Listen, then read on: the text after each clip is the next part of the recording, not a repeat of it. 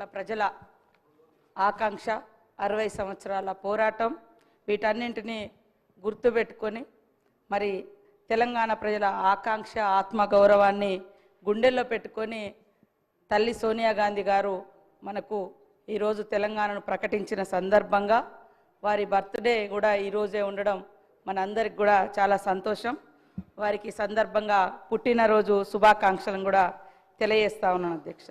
ఈరోజు జరుగుతున్నటువంటి విగ్రహావిష్కరణ కార్యక్రమాన్ని ఆయా పార్టీలు వాళ్ళ సొంత ఎజెండాను ఈ విగ్రహం చుట్టూ, ఈ తల్లి విగ్రహం చుట్టూ రాజకీయాన్ని చేస్తున్నటువంటి పరిస్థితి మనం చూస్తూ ఉన్నాం. ఈనాడు పెడుతున్నటువంటి తల్లి తెలంగాణ విగ్రహంలో మరి తెలంగాణ ప్రజల అస్తిత్వము, ఆత్మగౌరవం, పోరాటము, శ్రమైక జీవన మరి రూపము, ఆశీర్వాదం, తల్లి యొక్క బ్లెస్సింగ్స్ ఇవన్నీ కలగలిసినటువంటి నిండు రూపము తెలంగాణ తల్లి రూపము ఈరోజు మనం ఆవిష్కరించుకోవడం కూడా చాలా సంతోషం అధ్యక్ష. ఇందాక బీజేపీ వాళ్ళు కానీ బయట బీఆర్ఎస్ వాళ్ళు కానీ మాట్లాడుతున్నది తెలంగాణ తల్లి విగ్రహాన్ని మారుస్తున్నారని. అయ్యా, ఇప్పటి వరకు అధికారికంగా 10 సంవత్సరాల కాలం నుంచి మరి ఎక్కడైనా అధికారికంగా తెలంగాణ తల్లి విగ్రహాన్ని ఆవిష్కరింపచేసిర్రా? కేవలం వాళ్ళ పార్టీ రూపాలు, వాళ్ళ జెండా రూపము, మరి కేటీఆర్ చెల్లికి దేవతా విగ్రహ రూపాన్ని ఇచ్చుకుంటే ఎట్లా ఉంటుందో ఆ రకమైనటువంటి విగ్రహాలను వాళ్ళు పెట్టుకొని దాన్ని తెలంగాణ తల్లిగా వాళ్ళు ఇన్ని రోజులు ప్రజల మీద రుద్దిండ్రు. కానీ ఈరోజు మనము పెట్టుకునేది సాటి తల్లులు, చెల్లెలు, అమ్మలు ఎట్లా ఉంటారో, తెలంగాణ బిడ్డల యొక్క అస్తిత్వం ఎట్లా ఉంటుంది అనే రూపాన్ని మనం ఈరోజు ఇచ్చుకోవడం జరుగుతూ ఉంది. 10 సంవత్సరాలైనా కూడా వాళ్లకు కనీసం ఒక తల్లి విగ్రహాన్ని ఏర్పాటు చేసుకుందాం అనేటువంటి ఆలోచన రాలేదు. కనీసం మరి నిండు గుండెల నిండా పాడుకునేటువంటి జయ జయ తెలంగాణను ఒక రాష్ట్రీయ గీతంగా ఏర్పాటు చేసుకుందాం అనేటువంటి ఆలోచన వాళ్ళకు రాలేదు. ఈరోజు అవి మనం చేస్తూ ఉంటే మాత్రం అడ్డుకుంటా ఉన్నారు.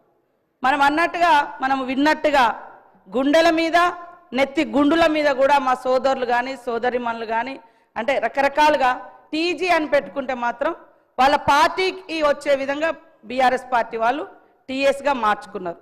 మరి తెలంగాణ ఉద్యమంలో టీజీ అని పెట్టుకున్నది వాళ్ళ అధికారానికి రాగానే వెంటనే టీఎస్గా మార్చుకున్నప్పుడు మా సోదరులు ఎవరు కూడా మరి వాళ్ళే అధికారంలో ఉన్నారు, కేంద్రంలో ఇక్కడ కూడా ఉన్నారు బీజేపీ వాళ్ళు, కనీసం మాట్లాడలేకపోయారు.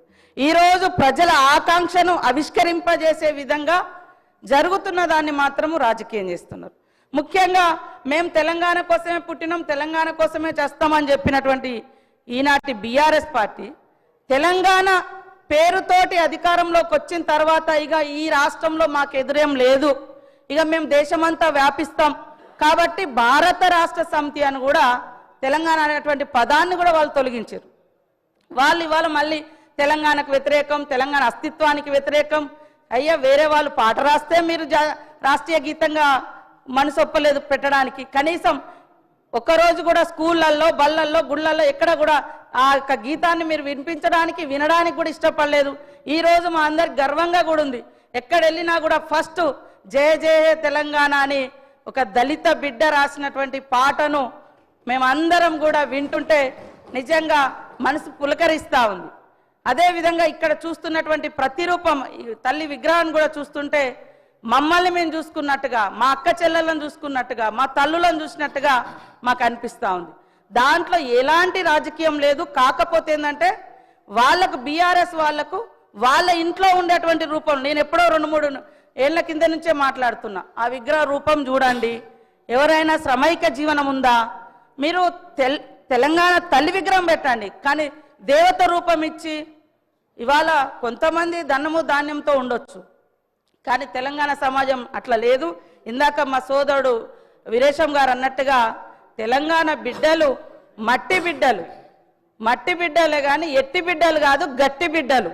ఆ గట్టితనాన్ని, ఆ శ్రామిక తత్వాన్ని, పంటను, అదేవిధంగా కష్టాన్ని కూడా అందులో చూపించినటువంటి మరి ప్రతిరూపంగా మనం చూస్తూ ఉన్నాం.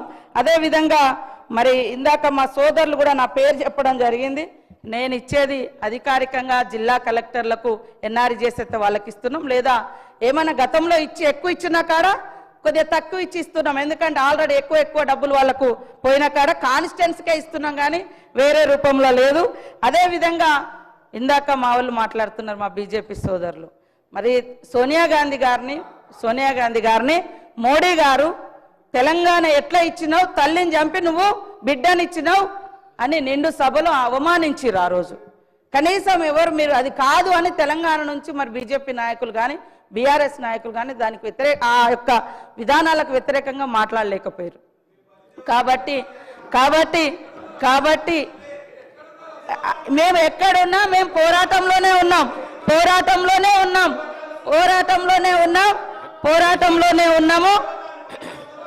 1200 మందిని 1200 మంది అని ఆ రోజు కేసీఆర్ అని ఆయన అధికారానికి వచ్చినాక మళ్ళీ 400 మంది కుదించారు. కనీసం మీరైనా ఇవ్వలేదు. ఎక్కడ ఉన్నామనేది అంటే మేము ఎక్కడున్నాం, ప్రజలలో ఉన్నాం, పోరాటంలో ఉన్నాం. తెలంగాణ ఉద్యమంలో నేను కూడా జైలు వేసిన 7 రోజులు ములుగు కేంద్రంగా నిరాహార దీక్ష కూడా చేసినాం. నేను అనేది సరే అదే తెలంగాణ వచ్చిన తర్వాత కూడా తెలంగాణను కించపరిచే అవసరం అంటున్నా.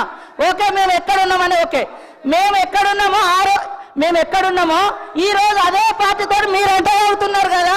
మేము ఆ రోజున్న పార్టీతో ఈ రోజు మీరు అంటగలుగుతున్నారు కదా. ఆ పార్టీ మీద డిపెండ్ అయ్యే ఇలా కేంద్రంలో మీ ప్రభుత్వం నడుస్తుంది కదా అని నేను అంటున్నా. కాబట్టి నేను అనేది ఆ రోజైనా ఈ రోజైనా మా గొంతులు తెలంగాణ ప్రజల కోసం వినిపించినాం. నిండు సభలో సోనియమ్మను పట్టుకొని కాంగ్రెస్ను పట్టుకొని మీరు తల్లిని చంపి తెలంగాణ ఇచ్చింది ఇది కరెక్ట్ కాదన్నప్పుడు ఇవాళ ఏం మాట్లాడుతున్నారు, ఈరోజు ఏం మాట్లాడుతున్నారు? కాబట్టి ఇవాళ రాజకీయాలలో వేరే రకం కేంద్రంలో పార్లమెంటు వేదికగా మాట్లాడితే మీరు ఎందుకు మాట్లాడలేదు? పార్లమెంటు వేదికగా 10 ఏళ్లలో జాతీయ గీతం రాకుండా రాష్ట్రీయ గీతం రాకుండా మీరు ఎందుకు మాట్లాడలేదు? కాబట్టి ఇవాళ తెలంగాణ ఇవ్వడాన్ని మీరు వ్యతిరేకించారే, తెలంగాణ ఇవ్వడాన్ని మీ మోడీ గారు వ్యతిరేకించారు. తెలంగాణ ఇవ్వడాన్ని మీ మోడీ గారు వ్యతిరేకించారు. కాబట్టి అధ్యక్ష కాంగ్రెస్ ప్రభుత్వం అధికారంలోకి వచ్చిన నాటి నుండి కాంగ్రెస్ ప్రభుత్వం అంటేనే మహిళల్ని గౌరవించే ప్రభుత్వం. ఇందిరాగాంధీ గారి కాడ నుంచి ఈ రోజు మహిళలకు ఇచ్చేటువంటి సంక్షేమ పథకాలన్నీ కూడా మహిళలను ఏ సమాజం అయితే మహిళ అభివృద్ధి జరుగుతుందో ఆ సమాజం అభివృద్ధి చెందినట్టుగా ఏదైతే మనం కొనబద్ధంగా తీసుకుంటామో ఆ విషయాన్ని మరి డాక్టర్ బిఆర్ అంబేద్కర్ గారు చెప్పిన పద్ధతిలో ఈనాటి గవర్నమెంట్ కూడా మహిళల యొక్క సంక్షేమం కోసం మొదటి నుంచి లాస్ట్ ఇయర్ ఇదే డిసెంబర్ 9th రోజు ఇదే అసెంబ్లీ వేదికగా ఇదే అసెంబ్లీ పక్కన మరి ఉచితంగా బస్సు ప్రయాణాన్ని కూడా మనం మహిళలకు ప్రారంభించిన రోజు అధ్యక్ష. ఈ రోజు వరకు 4,000 కోట్ల రూపాయలను ఉచిత బస్సు ప్రయాణానికి మనం ఖర్చు పెట్టడం జరిగింది. ఈ సందర్భంగా 118 కోట్ల మహిళా ప్రయాణాలు జరిగింది. నష్టాలలో ఉన్నటువంటి బస్సును ఆర్టీసీని ఈరోజు లాభాల్లోకి తీసుకొచ్చే ప్రయత్నం చేస్తూ ఉన్నాం. అదేవిధంగా గతంలో కాంగ్రెస్ ఉన్నప్పుడు దేశంలో 450-500 గ్యాస్ ఉంటే బీజేపీ వచ్చిన తర్వాత 1200 పెంచింది.